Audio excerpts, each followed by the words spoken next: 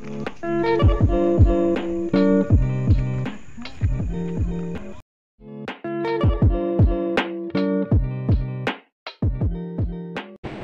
guys! So for today's video, share ko lang yung ganap sa birthday ni Mahal. So bali pinagluto ko nga lang siya ng cheesy corn maha. Hindi ko na nabidyohan yung iba pang niluto ko. Bali adobong baboy lang. And then bumili na lang kami ng fried chicken sa labas. So bali 6 PM na nga kami pumunta dyan and wala pa masyadong tao. So bali ang linis nga ng lugar dito sa Bandang Baras. Bali 5 minutes away nga lang pala siya sa amin. So very convenient lang siyang puntahan. That time nga kala namin is uulan. So sabi nga ni daddy maghain at iayos ko na para makakain na kami. Pag bumuhos ang ulan ay sisibat na laang char.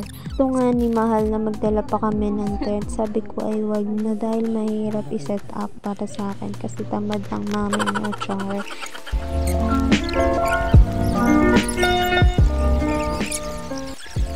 Nagbibidyo nga kayo, may napansin akong bata dyan na nagpapa-cute. Pag nakailaw yung flash, matik na ganyan nga yan. Nakala niya ay pinipicturean siya.